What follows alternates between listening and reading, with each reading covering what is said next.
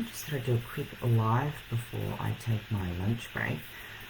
So I thought I'd do one on, it's coming to the weekend, people are starting to get more social, it's less raining and so on.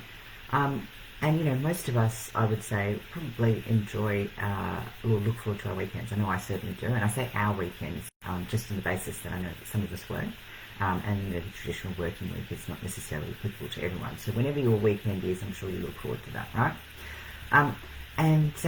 Whilst weekends are great, if you're trying to make a healthy transformation or you're on a very aggressive journey to do a certain performance, so for example, you've got a competition coming up, then weekends are really super important, right? And they can actually make or break essentially what we're trying to achieve. And also, when they can be our undoing as well, when we want to sustain, potentially our lifestyle once we've actually got some good behaviours in place, and particularly after we finish a diet. And if you've got a very restrictive diet, then weekends tend to be time to binge. So today I thought I'd share sort of 3 easy tips on how to stay track for the weekend. And the first one is actually really super important. So if you haven't done this already, I would implore you on your lunch break to take some time and plan and protect more diligently what you're going to do this weekend than you would in the weekdays. And just bear in mind what you're going to do in terms of creating space to do things that you love.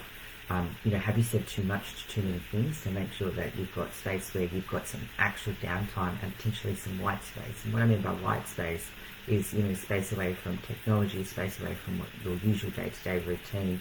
Maybe go out for a nature walk, whatever it is that you need to do, so you can actually have a chance to gather your thoughts. And you might not need a lot of time to do that, but it's a really super important practice in terms of just getting you out of day-to-day, taking a breath, and actually recharging yourself, right?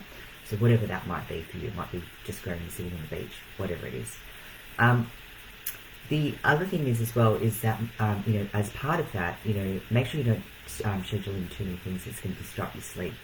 The best thing to do if you can is to actually stick to your sleep routine as much as possible that you have during the weekdays, because you don't want to be wasting your days sleeping in, if you had a late night, but also it can disrupt how you feel during the week and things like that as well. And you need to make sure that you get rest if you've been sort of robbing yourself through sleep just from our busy Western lives, right?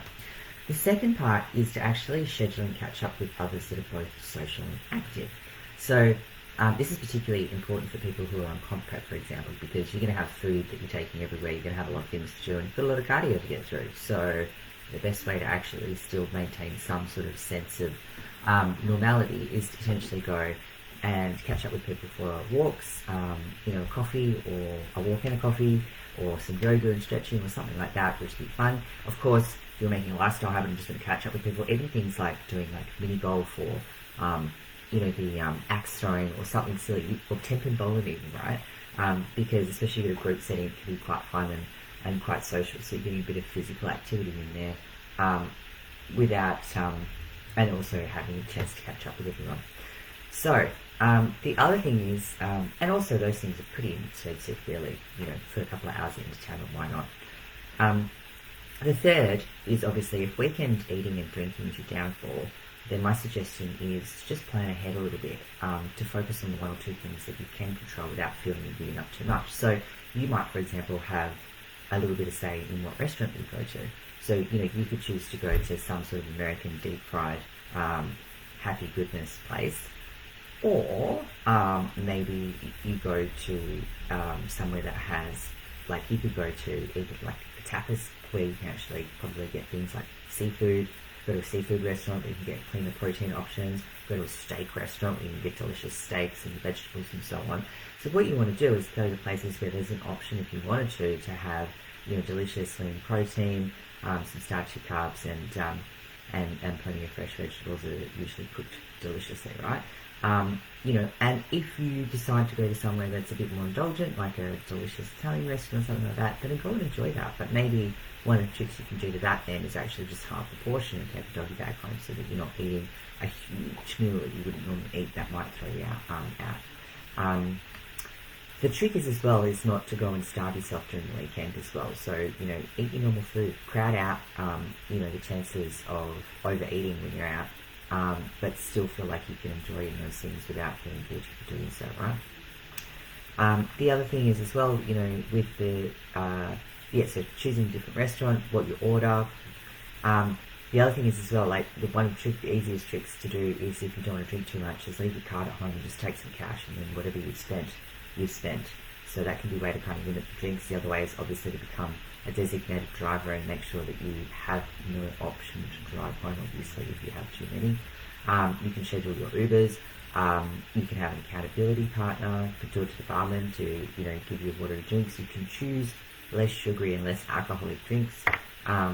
And the other way I like to do it as well sometimes is, if you've got multiple people to catch up with, then schedule the drinks catch up earlier, but then go to a non-drinking event afterwards. So one, you've got an excuse to leave early and not be drinking all night.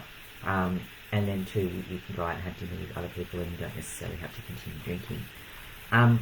So I guess, they're just some easy tips. Be really interested to hear around some of the things on what you're planning to do this weekend, and, if there's one or two things that you do to help keep you on track.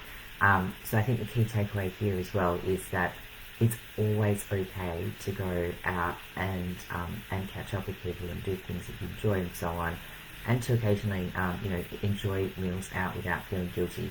Unless you're 12 weeks out from prep, guys. My clients who are on 12-week prep, there's no cheap meals for you at the moment, unless otherwise prescribed. But yeah, point being anyway, is that, and that would only be for a short-term fix, by the way. After comp, you can go out and have dinner. But the point is for most of us, right? Go out, enjoy the food, enjoy catching up with people. It's a beautiful life pleasure that we can have. And it's perfectly okay to do that. And I think you've got to just get past the idea that if you do start cleaning your eating habit, that, you have to give up all of these fun things. So I hope that helped, and enjoy your weekend.